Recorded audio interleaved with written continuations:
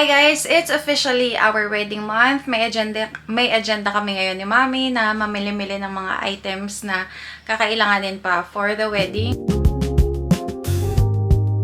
Nung Saturday, nung isang araw lang, napansin ni Ron na sobrang pula nga daw ng pisngi ko. Parang umatake yung allergy ko. And I think it's because of the sunscreen na ginagamit ko. Kasi namumula talaga yung pisngi ko. Nangangate pag yun yung ginagamit kong sunscreen. So, tinigil ko muna yun along with other skincares na hindi ko pagamay. I am so happy! Dumating na yung PayPal blessing namin. Actually, itong PayPal blessing na to, wala pang nakakaalam. Ako lang, then in-advise ko yung mga coordinators ko na i-coordinate sa church para may announce na meron nga kaming PayPal blessing. Ito na siya! This is from the Vatican City.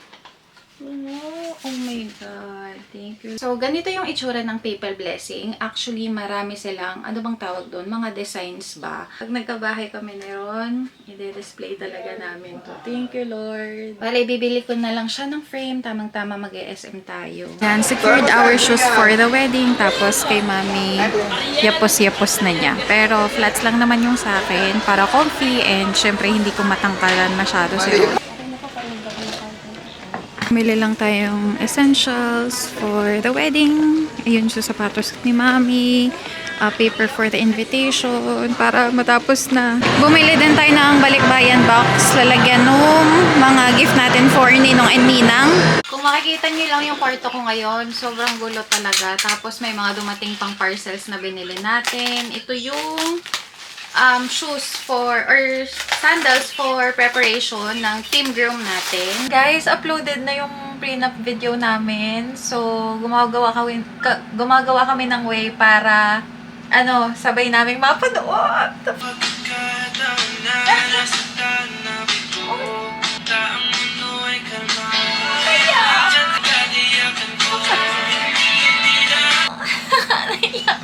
Naiyak ako. Yun, papanoorin daw ni Ron ang kanya. Alam nyo, naiiyak ako.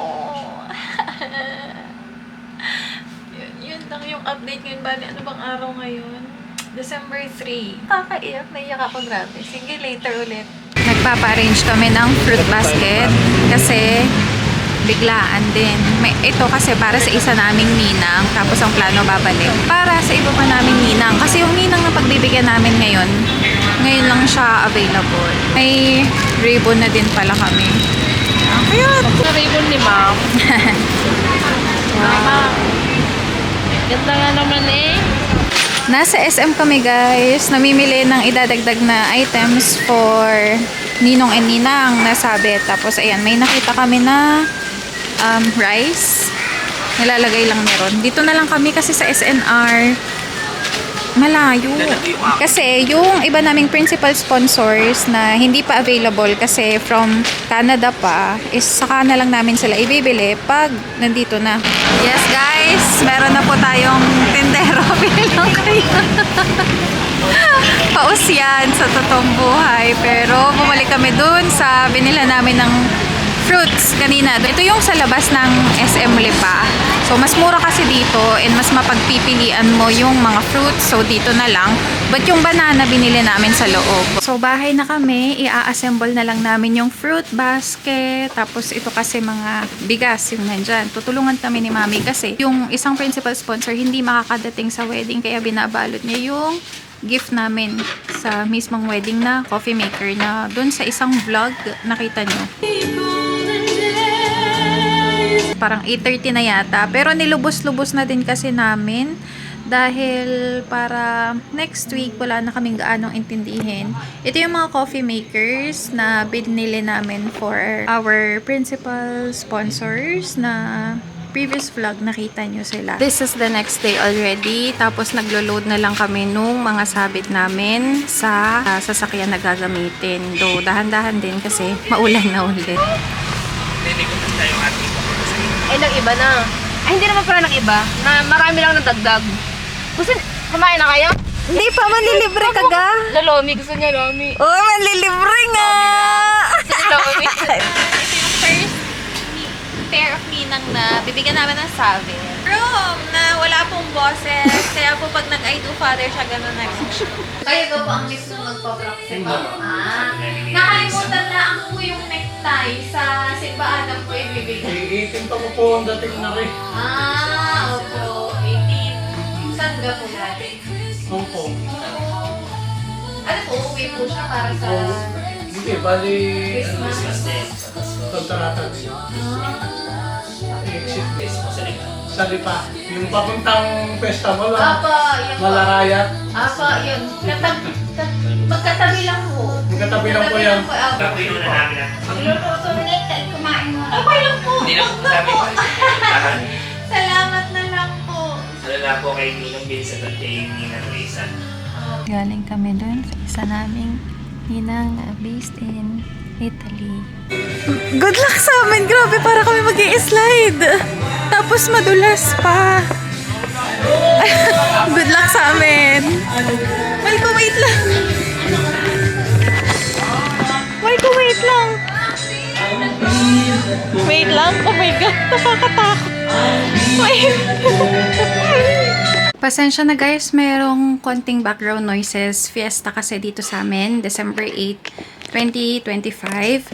Pero inayos ko lang yung kwarto ko. Prior to this, sobrang gulo ng kwarto ko. Puno ng gamit for wedding, halo-halong mga kalat from parcels. Pero ayan na. Yan na yung pinakamaayos kong nagawa. 2 boxes over here, balikbayan boxes. Pero ito yung maliit na version ng balikbayan boxes. Tapos gown for petticoat. December 10, kukunin natin yung singsing natin sa Mondragon. Wow! Classic ang linis. Dali ka, buti ang kuko mo maganda. Kita ko sa kanya.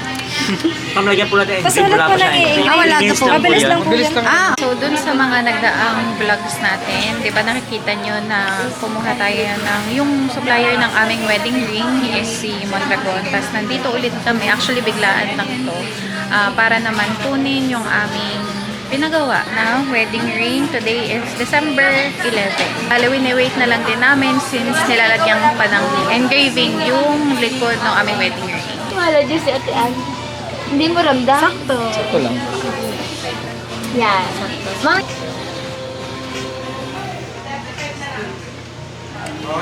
Thank you so much po ha. Thank you, ma'am. First time makikita ni Ron yung na. Ba't ang kupas na? Ba't ang kupas na kami? After nating makuha yung mga wedding ring natin, nandito naman tayo sa aming church, sa St. Therese na lagi namin pinupuntahan. Syempre, since nga dito yung wedding namin, magbabayad kami for the remaining balance para matapos na. Alam niyo yun, matapos ang mga bayarin. Finally, tapos na tayo sa anything na church-related na bayaran na natin yung remaining balance natin. So, next na agenda na may kinalaman sa church is pangumpisal sa Saturday. Yun ang schedule namin, 6 a.m. to 7 a.m.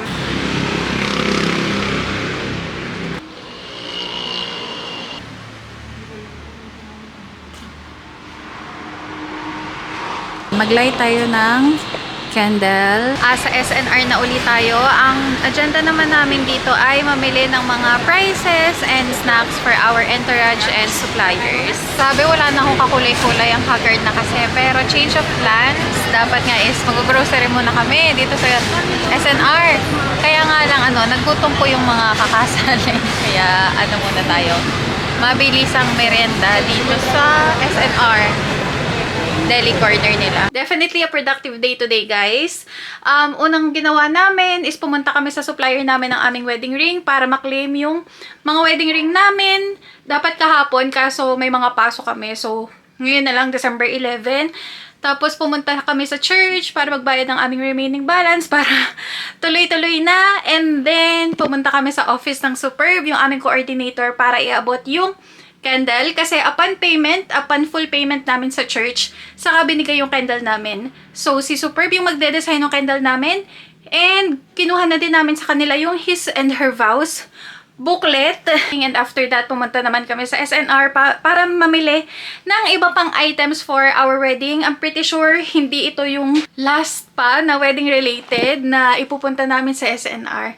Pero yun nga, nakakatuwa kasi nandito na yung mga prices, snacks na kailangan for our supplier and entourage. Kaya Yun. Tomorrow, medyo ganito din ka-hectic yung schedule namin. So, let's see. At syempre, magbablog pa rin ako.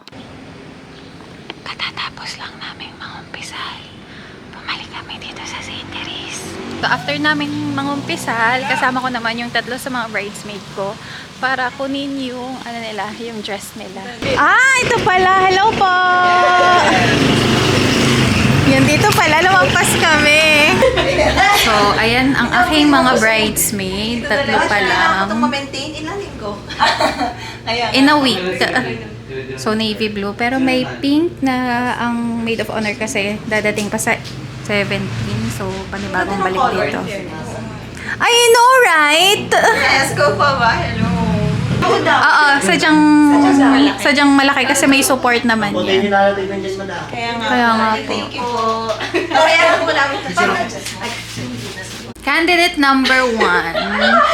Candidate number 2. Ito kasing design nito, nakita ko lang siya sa Pinterest. Tapos yung yung pinaka shoulder niya, parang ang itsura niya kasi malaki from the shoulders, pero kasi supported naman siya nandito. Kaya, yung dito nga. Kaya kahit hindi awkward na itaas yung kamay. Oo. Hindi, at saka saktong-sakto dito. Dito siya dito. Wow. Pero yung sayaw ate, negative pa rin. Alin? Yung sasayaw ha. Wag ka nga! Pag-aralan Uy, ko. nagchambi-chambi nga tayo nung kay Siyempre naman, yung shambi naman. Kakunti lang yung mga invited doon. Not sure lang if nakita nyo na sa previous clip, pero ganito yung itsura ng aming vows notebook. Then, bumili din kami sa SNR nung isang araw ng ganito, mga minis na chocolate. Pandagdag dun sa mga prices namin. Hindi pa pwedeng ganito, mahal. Ganyan. Para magandang tingnan. Bounty. Ayan, si Ron muna yung makikita nyo kasi magse-set up kami ng gifts namin for our groomsmen. So, merong unang batch na for preparation. Tapos, next batch is yung parang mismong gift na ibibigay namin sa aming mga ano tawag dito? Hindi na ako makapag-isip ng maayos kasi ang bride, sinisipon ng bride. Okay na yung mga items for Ron's groomsmen. Ito yung kanilang for preparation. Tapos ito yung aming thank you gift. Hindi na kami masyado doon sa lalagyan nung gift. Para okay na din naman kasi itong paper bag ng Starbucks na to. And another gastos pa if bibili kami ng, alam niyo yun, ng iba pang lalagyan. Pero okay naman siya. presentable din naman siyang tingnan. So, yan yung ending ng ating gifts for our bridesmaids. Doon nakukulangan ako. Siguro, ang cute. Ang cute niya ha. Ang cute. Everything pink. Tapos, yung mga kailangan talaga ng mga girls. Kaya nga lang nakukulangan ako. Siguro dadagdagan ko. Tapos, ito pong ating groom. Daladala niya yung pang-prep ng mga girls. Actually, magulo pa. Wala pang gaanong lalagyan. Ayun, si kuya. Ayan. Okay naman si mami.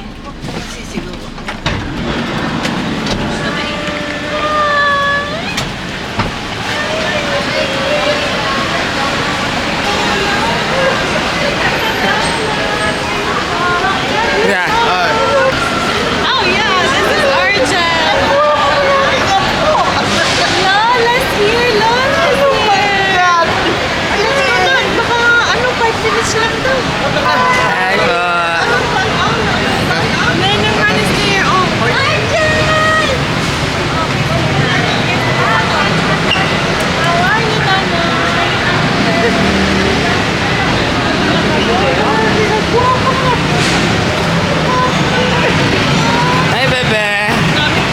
Hi.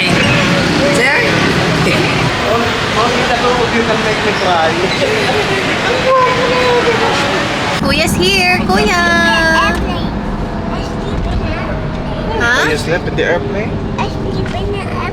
Oh, nice! Very good. Raphael, he's asking for the gas station!